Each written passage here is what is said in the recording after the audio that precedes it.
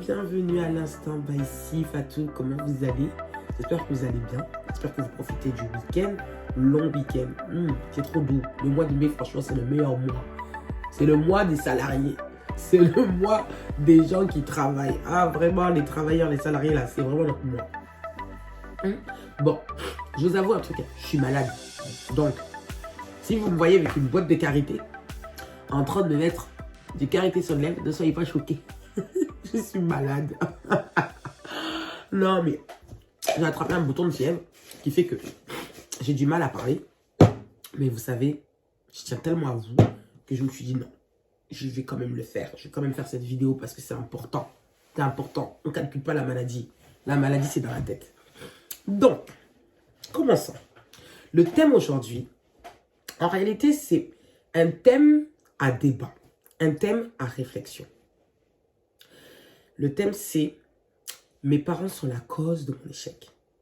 Mes parents m'empêchent de réussir. Mes parents m'empêchent d'aller vers ma destinée. » C'est profond. Le thème, c'est ça. Et en réalité, aujourd'hui, je vais juste dire tout haut ce que nous disons tout bas. Oui, on le dit tout bas, mais en réalité, il faut le dire tout haut. Vous savez que les parents, c'est la bénédiction d'un enfant. C'est nos sages. Il y en a même qui disent, dans certaines communautés, qui disent « Nos parents sont nos dieux sur terre ». Il y en a qui disent ça. Tellement la valeur, la bénédiction d'un parent, c'est énorme dans la vie d'un enfant. C'est énorme. Aujourd'hui, nos parents, remercions nos parents de nous avoir donné une belle éducation, de nous avoir donné de l'amour, d'avoir tout fait pour qu'aujourd'hui, on soit là où on en est. Il faut le faire, c'est très important. Très, très, très important. Important, la bénédiction des parents. Mais le problème, certains parents sont la cause de nos échecs. Certains parents sont la cause de nos échecs. Et on va lister un petit peu tout ça. Donc moi, je vais rentrer directement dans le sujet. J'ai listé certains points. Peut-être que vous allez en ressortir d'autres. Vous pourrez me les envoyer directement. Vous pouvez me les mettre en commentaire en dessous de la vidéo. Ou bien vous pouvez m'envoyer des messages sur mon Snap Pro. Mais bon, moi, ce que j'ai listé, c'est ça. La pression financière des parents, le contrôle dans la prise de nos décisions, le poids de leur point de vue à cause de la communauté et leur comportement toxique. Leur comportement toxique. Leur comportement. Leurs actes, leurs attitudes qui causent à notre perte. Oui, je sais que c'est pas facile d'être parent. Moi, je suis maman. Je l'ai dit, je suis maman de 3 enfants. Et franchement, pour me mettre à la place d'un parent et pour me mettre à la place d'un enfant, franchement, c'est du lourd. C'est pas facile. C'est vraiment pas facile d'être parent. Mais vraiment, il y a certains comportements que nos parents ils ont fait. Il y a certaines choses que nos parents ils font. Il y a certains actes que nos parents ils font. Parfois involontaires, parfois volontaires, qui nous causent vraiment des soucis, des comportements qui nous poussent vraiment en fait à l'échec et à la médiocrité. Et je vous l'ai dit, le thème, ce sont les relations. Et on va devoir, en fait, faire un tri dans nos relations. Alors, quand je dis tri dans nos relations, je ne suis pas en train de vous dire de ne plus calculer vos parents, de ne plus être proche de vos parents. Mais il va falloir faire un travail émotionnel avec les parents. Parce que lorsque ton parent est toxique, lorsque ton parent est un obstacle dans ton évolution et dans ton succès, c'est problématique. C'est problématique de ouf. Donc, il va falloir quand même qu'on se mette dans une position où on se choisit. Je vous l'ai dit, est-ce que vous êtes prêts à vous choisir? Se choisir, c'est pas qu'avec des personnes extérieures, pas avec que des amis ou que dans un lieu de travail. On se choisit même avec sa famille. Parce que c'est nous qui avons la télécommande de notre propre vie. Et lorsqu'on donne la télécommande, il faut qu'on la donne à des personnes qui veulent vraiment notre réussite. Et parfois, notre échec, ça peut passer même par nos parents. Donc, moi, j'avais envie d'aborder ces sujets-là, qui sont vraiment des sujets qui nous posent problème. Et là, je parlais surtout, parce que vu que je suis d'origine africaine, je suis africaine, donc c'est vraiment là où je maîtrise le sujet. Je ne pourrais pas parler des autres communautés, des autres origines, sachant que je sais qu'au fond, on a parfois les mêmes problèmes. Ne pensez pas que c'est que chez les Noirs qu'il y a ce genre de problème. Non, il n'y a pas que chez les Africains, ou que les Noirs, ou que les musulmans. Non, c'est des problèmes qu'on retrouve chez beaucoup de personnes. Autant c'est chez tout le monde. Donc, Listons tout ça. Pression financière. Le premier sujet que j'ai relevé, c'est la pression financière. La pression financière des parents, c'est trop du lourd. Je ne parle même pas du fait qu'ils ne sont pas là forcément financièrement pour nous aider dans certains projets, tout ça. Je ne parle même pas de ça. Je parle juste de la pression financière. Et franchement, dans la communauté africaine, que ce soit en Afrique ou en Europe, enfin, peu importe où ils sont, c'est du lourd. C'est du lourd, la pression financière.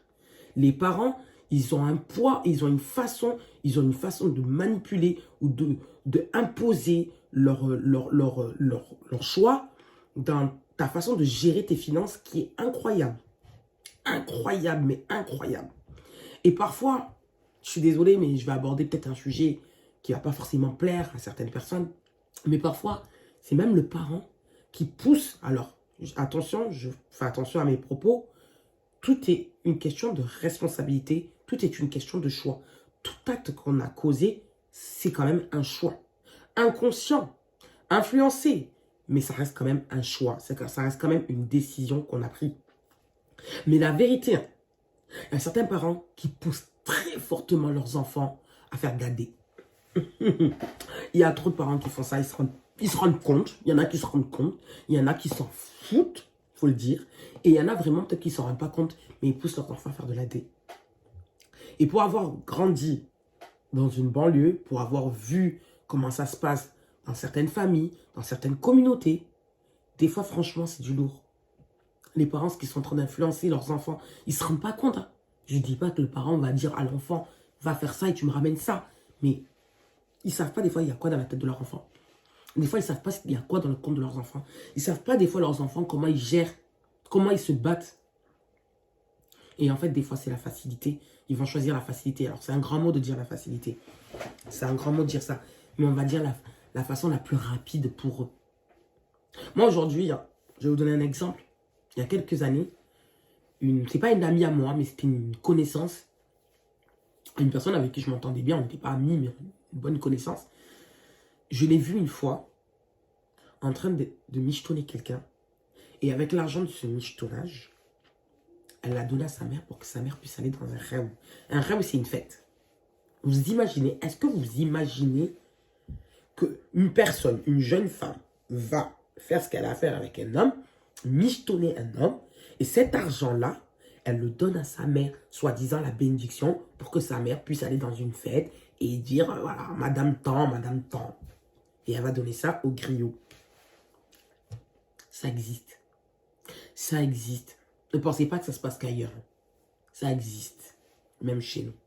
Des femmes qui se vendent pour donner à leurs parents. Ça existe. Et ça, c'est quelque chose qu'on ne dira jamais.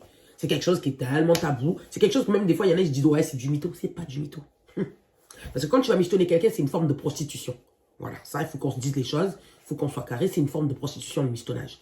Donc, quand tu sais que tu n'as aucune intention avec un homme, tu sais que tu ne vas nulle part avec cet homme-là, tu sais que c'est juste pour profiter de certains biens qu'il a, eh ben, je suis désolé, c'est une forme de prostitution. Pour moi, même, c'en est. Donc, quand toi, tu prends cet argent-là et que tu donnes ça à ta mère, tu donnes ça à ton père, une forme de bénédiction, je suis désolé, c'est grave. C'est grave. Combien de nos frères, à cause du poids de la pression financière que les parents leur mettent, ah, il n'y a pas l'argent pour payer le loyer, il n'y a pas l'argent pour payer les ordonnances, il n'y a pas l'argent pour acheter le terrain au bled, il n'y a pas l'argent pour construire la maison, il n'y a pas l'argent pour aller à la Mecque, vont faire de la D. Alors attention, je répète ce que je dis, tout est une question de choix. Personne ne leur met le couteau à la gorge pour leur dire d'aller faire ça. Mais franchement, des fois, il y a une forte influence. Si l'enfant il est faible, si l'enfant n'a pas un mental, si l'enfant ne connaît pas assez ses valeurs, n'est pas assez connecté à sa spiritualité, n'est pas assez connecté que ici, là, c'est un monde de passage. Combien d'enfants ont gâché leur vie à cause de la pression financière? Combien d'aujourd'hui de jeunes d'entre nous, là, quand on va sur certaines familles, on va chez un oncle, on va chez une tante, ou on va chez nos parents, mais tu ne peux pas te poser dans la maison sans avoir mis même 20 euros, 30 euros, 50 euros. Combien? Combien d'entre nous? C'est pas abusé quand même, cette pression financière. À toujours nous mettre le poids de l'argent. Toujours, toutes les conversations tournent autour de « tu me donnes quoi ?» Mais ça, c'est un sujet, mais c'est pas qu'avec les parents, hein, je le sais. Parfois, c'est pareil. Parfois, c'est même pas le parent. Parfois, c'est les oncles. Parfois, c'est les tantes. Parfois, c'est l'entourage familial. Mais ce poids de l'argent, il est trop. Nous ne savons pas gérer nos finances. Nous ne savons pas gérer nos finances. Tout est une question d'imprévu. On est toujours sur... En fait, des choses qui peuvent être contrôlées, des choses qui peuvent être gérées, on ne sait pas les gérer parce qu'on ne sait pas gérer nos finances. Nous n'avons aucun contrôle de la gestion de nos finances. Tous les mois, on a le même salaire qui rentre, mais tous les mois, on a à découvert. Tous les mois, on est à découvert. Tous les mois, on n'est pas content s'il reste encore d'argent dans le compte. Ce n'est pas normal. Ce n'est pas normal. S'il reste de l'argent dans le compte, impossible de dire, ah ben attends, je mets dans le compte d'épargne. Non, attends. Peut-être il y a quelqu'un qui va m'appeler là. Je vais, mais le poids de la pression financière dans les communautés africaines, mais c'est du lourd. Et la base même part de nos parents. Et eux aussi, ils ont vécu la même chose avec leurs parents. Leurs parents leur ont fait la même chose. Ah oui, parce qu'il ne faut pas oublier que nos parents, ils sont venus tôt. Ils sont venus aussi très tôt en France. Ils ont aussi travaillé comme nous. Et donc, eux aussi, comme nous, ont envoyé l'argent au pays. Et eux aussi ont eu cette pression financière. Et eux aussi reproduisent ce schéma avec nous. Et si nous, on ne fait pas attention, on va reproduire ce schéma avec nos enfants. Et un éternel cycle, un éternel chemin de médiocrité. Alors, je ne suis pas en train de dire que aider la famille, c'est de la médiocrité. C'est parce que je suis en train de dire, mais la vérité, c'est un point à aborder. Comment gérer l'aide qu'on apporte à nos parents sans avoir besoin de gâcher nos opportunités, nos chances de réussite. Comment on peut faire? Là, c'est là, moi, ma question. C'est là ma question. Comment on peut faire qu'aujourd'hui, les jeunes puissent entreprendre, puissent atteindre certains objectifs, puissent savourer et kiffer la vie tout en aidant ses parents sans avoir cette pression financière de leur part? Comment on peut faire? Comment nous aussi on peut faire pour éviter de reproduire ce schéma avec nos enfants? C'est du lourd. C'est du lourd. Ce problème d'argent là, franchement, c'est quelque chose, c'est un vrai débat. Il est trop lourd, il est trop lourd. Et ça, vraiment, je vous le dis honnêtement, j'en rigole un petit peu, mais c'est dramatique. C'est dramatique. Il y a des enfants aujourd'hui, il y a des jeunes, ils ne peuvent pas aller chez leurs parents sans avoir posé quelque chose dans la maison. Ils ne sont pas à l'aise. C'est-à-dire qu'ils ne le font même pas par plaisir. Ils le font parce que s'ils ne le font pas, ils vont se sentir, ils vont culpabiliser, ils ne vont pas être bien. Mais normalement, quand on va voir nos parents, on doit être heureux, on doit être content. Mais combien il y en a, ils se font maltraiter, insulter, comparer, dénigrer parce qu'ils n'ont pas posé une pièce ou un billet ou un acte ou un matériel à leurs parents. Toujours en train de nous comparer entre nous. Ah, ta soeur m'a donné telle somme, toi tu m'as rien donné. Ah, quand j'étais au pays, ta soeur m'a donné telle somme ou ton frère m'a donné telle somme, mais toi tu m'as donné... Ils nous comparent entre nous, mais c'est tellement dangereux. Ça crée une forme de jalousie, de frustration. Ouais, franchement, j'espère que vous êtes en train de méditer sur ce que je dis. Et ça, c'est un débat qu'on va vraiment prendre le temps de se poser parce que ça mérite vraiment réflexion et de trouver des solutions. Parce que là, en fait, plus nous aussi, on cède à ce genre d'actes et qu'on ne sait pas leur tenir tête, plus eux aussi, ils abusent. Hein. Eux, ils abusent. Eux, ils ne se gêneront pas. Ils ont grandi comme ça. Et pour eux, la bénédiction s'achète. Pour eux, la bénédiction s'achète. S'achète par quoi? Le matériel, l'argent. La bénédiction, c'est pas ça. La bénédiction, c'est pas ça. Mais, continuons. Le contrôle sur la prise de décision. Alors, quand je dis prise de décision, les études, le logement, donc tout ce qui est déménagement, vivre chez les parents ou pas, donc logement, le choix de la carrière professionnelle, le choix du conjoint, la gestion des enfants, en fait, pratiquement toutes les décisions qu'un enfant peut avoir. Enfin, quand je dis un enfant, donc un adulte peut avoir dans sa vie, ben, en fait, il met cette force, ce contrôle du parent dans sa gestion de sa vie. Ça veut dire qu'au lieu de prendre une décision par soi-même, c'est sa mère ou c'est son père qui prend cette décision-là. Il y en a même, c'est leur grand frère ou leur grande sœur. Hein. Mais on n'est pas arrivé encore au grand frère ou grande sœur. On reste encore sur les parents. On reste encore sur les parents. Combien c'est leurs parents qui gèrent leur vie? Combien?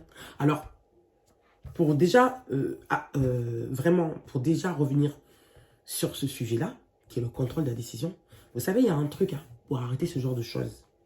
Pour arrêter court à ce que vos parents aient le contrôle sur votre vie, vous savez c'est quoi? Soyez indépendant. Et pour être indépendant, c'est quoi? Il faut quitter le logement. Déjà, ça passe par là. C'est-à-dire que le poids de leur contrôle sur votre vie sera beaucoup moins. Beaucoup moins. Et il ne sera même pas comparable. Remarquez bien, une personne qui vit chez ses parents et un enfant qui vit chez ses parents et un autre enfant qui vit chez lui, la relation avec le parent n'est pas le même. Et donc là, je parle d'un enfant du même âge. Hein. Mais vraiment, à partir de maximum, c'est pas à partir, maximum 26 ans, vous quittez le logement de vos parents. Quittez. Pour qu'ils puissent ne plus avoir cet accès dans votre vie, pour qu'ils puissent ne plus avoir ce contrôle dans votre vie, quittez. Quittez. Il n'y a pas le choix. Il n'y a pas à réfléchir. Parce que là, en fait, ce que vous ne comprenez pas, c'est qu'en fait, quand vous vivez encore chez vos parents à partir d'un certain âge, donc je parle bien maximum 26 ans, mais honnêtement, prenons en compte ce conseil-là vers 22-23 ans. Parce qu'avant, franchement, sans vos parents, c'est chaud. On ne va pas se mentir. Mais à partir de 22-23 ans, vous n'êtes plus un enfant. Et encore, depuis vos 18 ans, vous n'êtes plus un enfant. Mais comprenez ce que je veux dire. Vraiment, vous êtes un adulte. Et vous devez commencer à prendre des décisions. Vous devez commencer à savoir où vous voulez aller. Vous devez avoir une vision. Vous devez avoir une conception de la vie. À partir de cet âge-là, vous ne devez plus... vous devez bien sûr vivre, voilà, tout ça et tout. Mais vous ne devez plus être dans le... Vos parents ne peuvent pas être au centre de votre vie. Ils ne doivent pas être au contrôle de votre vie. Ce n'est pas possible. Comme vous, à votre âge, ils ont pris des décisions. Ils sont partis à l'aventure. Ils sont venus en Europe. Ils sont venus se chercher. Ce n'est pas leurs parents qui leur disaient comment se comporter. Mais vous avez encore ce statut d'enfant, mais vous êtes adulte. Vous êtes adulte, mais vous n'avez pas un comportement d'adulte, vous avez encore un comportement d'enfant. Il y a combien de fils à maman? Il y a combien de fils à papa? Il y a combien de filles à maman? Il y en a trop, surtout dans les communautés africaines. C'est un level, mais c'est un truc de fou. Il y a un travail, il y a un recadrage à faire, mais c'est énorme. Et moi, honnêtement, je remercie le bon Dieu que mes parents, ils m'ont laissé partir tôt. En fait, on pourrait croire que c'est pas bien, mais je vous jure, par rapport à ma réussite, par rapport au choix que j'ai pu faire dans ma vie, par rapport à l'indépendance que j'ai, je ne vous mens pas, ça joue beaucoup parce que je ne vivais pas avec mes parents et que j'ai quitté le foyer très tôt. Donc oui, il y a des choses que j'ai pu faire. Ah, c'était du lourd parce que je n'avais pas mes proches à côté de moi. Mais une forme d'indépendance que j'ai, mais je vous promets, je vois des filles aujourd'hui qui ont mon âge. Ça ne se passe pas comme ça parce qu'elles sont encore dans le foyer. Et surtout qu'aujourd'hui, on retrouve encore plus de jeunes femmes aujourd'hui qui ont 30 ans, 35 ans, qui sont encore chez leurs parents. Mais vous... comment? Mais il y a des choses des fois qui vous arrivent, vous ne pouvez pas comprendre. C'est parce que vous êtes encore chez vos parents. Et vos parents, eux là, ils ne vont jamais vous dire de quitter. Ils ne vont jamais vous dire de quitter, mais ce n'est pas leur intérêt. Ce n'est pas leur intérêt que vous quittez la famille. Ce n'est pas leur intérêt que vous quittez le logement. Ils sont trop perdants. Vous ne comprenez pas, c'est eux qui sont gagnants dans cette histoire, c'est pas vous. Alors, ce conseil que je suis en train de vous dire, ça s'adresse aux personnes où leurs parents sont en bonne santé. Leurs parents n'ont pas de problème de santé. D'accord? Parce que c'est encore autre chose. Je parle vraiment des personnes, leurs parents sont en très bonne santé. Là, vos parents, ça devient, je suis désolé, vos obstacles. À la base, les parents, c'est une bénédiction dans votre vie. Mais vous, il y en a, vos parents, ça devient un obstacle dans votre vie. Ça devient un obstacle dans votre réussite. Je vous ai dit, il y a un tri à faire. Et quand je dis un tri, c'est pas forcément ne plus calculer une personne, ne plus parler à cette personne. Non, il y a certaines décisions, il y a certains actes que vous allez poser. Et ça, c'est pour votre évolution. Et je vous promets, il y a des personnes, en moins d'1 an, elles ont fait un parcours lorsqu'elles ont quitté chez les parents. Mais c'est phénoménal. C'est phénoménal. Mais posez-vous la question, d'où venez, pourquoi j'ai régressé? Vous imaginez, il y a des personnes qui quittent le foyer, mais ils sont perdus parce qu'ils ont quitté le foyer trop tard. Ils ne comprennent pas le monde de dehors. Et le monde dehors, c'est la jungle. Vous vous posez la question, pourquoi il y a des gens, aujourd'hui à 25 ans, 26 ans, ils sont là, ils sont millionnaires, ils sont PDG, ils ont déjà ouvert leur commerce, ils ont déjà plusieurs entreprises positionnées un petit peu partout dans le pays. Vous êtes là à 25 ans, vous êtes un Tanguy. Vous êtes un Tanguy. Il n'y a personne même qui vient vous demander la main. Il n'y a personne qui... Mais quel homme va vouloir vous demander la main à partir d'un certain âge? Mais à un certain âge, là, on ne vous demande plus la main. On ne vous demande plus en mariage. On ne vous demande plus en mariage. Non, mais je vous dis, le thème, il est trop lourd. Le thème, il est trop lourd. Combien de parents ont empêché leurs enfants d'aller faire des études? Soit disant, non, si tu vas là-bas, il n'y a personne qui pourra te surveiller, il n'y a personne qui pourra t'aider. Comment tu veux être indépendant, autonome, lorsque tu es encore comme ça? Quand ta mère, elle te fait comprendre que la vie, elle est dangereuse, non, tu peux pas sortir. Mais il faut que vous faites confiance. Franchement, les mamans, il faut qu'on parle à nos mamans. Il faut que les parents, ils laissent, ils débranchent, comme mon père dit, débranchent avec leurs parents, avec leurs enfants. Il faut couper le cordon médical avec des parents. C'est même plus être maman poule. Il y en a, c'est trop. Il y en a, c'est trop. Non, mais c'est le sujet. Ce sujet-là, je vais le faire en deux parties parce qu'il est trop lourd. Mais c'est grave. Mais c'est grave ce qu'ils font. C'est grave. Ils ne se rendent pas compte. Il y en a. Mais c'est grave ce qu'ils font. Combien de parents empêchent leurs enfants de prendre un logement parce qu'ils n'ont pas confiance en eux? Ils se disent que lorsqu'ils vont prendre leur logement... Alors, oui, c'est vrai, c'est arrivé qu'il y en a, ils ont pris leur logement, ça a été de l'AD. Mais c'est une question encore de valeur, de dignité. Et ça ne veut rien dire. Il y en a encore qui sont chez leurs parents et ça fait bordel. Ça ne veut rien dire, en fait. Mais à partir d'un certain âge, il faut que tu aies ton logement. Il faut que tu affrontes la vie. Il faut que tu connaisses certaines épreuves de la vie. Il faut que tu saches ce que c'est payer un loyer. Il faut que tu saches ce que c'est avoir des charges. Il faut que tu saches ce que c'est de vivre seul. Il faut que tu saches ce que c'est de se gérer. Combien de parents empêchent leurs enfants d'être des entrepreneurs? Et oui, ça existe. Hein. Ah oui, je le confirme, ça existe. Parce qu'ils ont toujours, eux, été des ouvriers, des salariés. Vous voyez? Donc, ils ne connaissent que ça, cette zone de confort qui dit que voilà, travail, boulot, dodo. Il y en a beaucoup qui sont comme ça. Mais je vous promets qu'il y a certains succès, il y a certaines réussites, il y a certains projets. Si vous voulez aboutir, si vous n'êtes pas dans le salarial, vous allez trouver ça. Il va falloir prendre des plus gros risques. Et pour prendre des plus gros risques, il va falloir viser l'entrepreneuriat. Alors attention, je ne suis pas en train de dire aux gens, mais quand vous avez des parents, zone de confort, qui ne connaissent, qui ont toujours été dans cette zone de confort-là, qui sont toujours contentés du minimum, qui n'ont jamais pris de risques. Ils ont toujours fait un travail pénible, très difficile, et ils sont là en train de dire à leurs enfants de reproduire à peu près la même chose. Oh ben, si tu as un petit niveau au-dessus de moi, c'est bon. C'est-à-dire la maman on était femme de ménage, bon, si la fille elle est aide-soignante, c'est très bien. Des parents, c'est comme ça. Hein. Alors attention, je ne suis pas en train de dénigrer le métier de femme de ménage et d'aide-soignante. Mais c'est pour faire comprendre que si toi, tu es un enfant qui te dit non, maman, moi j'ai envie d'ouvrir une société, j'ai envie de faire du cosmétique, j'ai envie de faire des produits cosmétiques. Là, maman, là, tu l'as perdu. Hein. Tu l'as perdu, elle te dit, mais toi, tu vas où, toi? Combien font ça? Combien font ça? Elle vous décourage. Elle vous décourage, pourquoi? Parce qu'ils ne connaissent pas. Et c'est pour ça qu'il y a tellement peu de personnes qui ont réussi. Alors, quand je dis réussi, je parle en termes de finances. Tellement peu de jeunes de la communauté qui ont réussi que ça crée aussi des frustrations. Parce que des fois, on voit des jeunes là, qui ont réussi, c'est juste que leurs parents leur ont donné le soutien financier et aussi l'aide, le soutien. Ils sont vraiment battus, se sont même eux-mêmes sacrifiés pour que l'enfant puisse devenir quelqu'un. Et en fait, il y en a tellement peu des parents qui ont fait ça que, comme les autres, il y en a, ils vont comparer, ils vont dire, mais attends, moi j'avais peut-être plus de talent que cette personne-là, mais on ne m'a pas donné les mêmes outils, les mêmes cartes, les mêmes astuces, on ne m'a pas donné cette même force. Ça crée de la frustration. Ça crée de la frustration.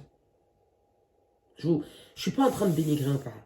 Je ne suis pas en train de dire qu'ils sont des mauvais parents. C'est pas ce que je suis en train de dire. Je suis en train de dire qu'il est temps maintenant qu'on change les mentalités. Il est temps que maintenant, on réfléchisse d'une autre manière.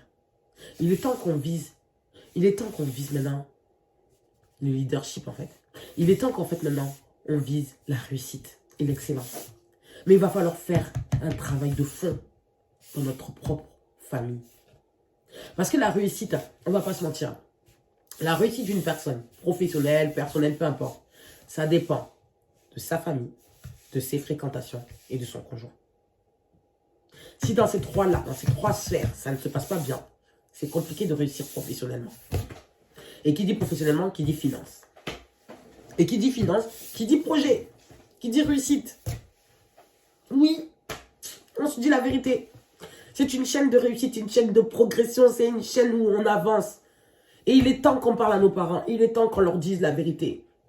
Et la semaine prochaine, je parlerai des autres, je suis extrêmement bloqué dans le choix de notre réussite. Parce que je vous l'ai dit, la réussite aussi se base beaucoup sur le conjoint. Mais beaucoup, c'est nos parents qui choisissent nos conjoints. Beaucoup, c'est eux qui nous définissent des critères de sélection. Ça, on en parlera la semaine prochaine. Hein? Mais comment on fait? Comment on fait Il est temps du changement. Il est temps qu'on parle à nos parents. Il est temps qu'on leur dise que maintenant, je suis maître de ma vie, je suis au contrôle de ma vie et que la télécommande, je te la donne car tu dois être la bénédiction de ma vie et pas l'obstacle. Hein? Soyons prêts à parler. Soyons prêts à changer. On a besoin d'avoir plus de personnes qui parlent et qui se lèvent et qui se battent. Il est temps qu'on se batte. Mais ça commence par nous. Tout est une question de choix. Le bonheur est un choix. Le bonheur est un choix. Et le choix, c'est d'assumer ses décisions et d'être responsable de ses décisions. Passez une bonne semaine, les filles. C'était l'instant by Sifatou. Faites le trait dans vos relations.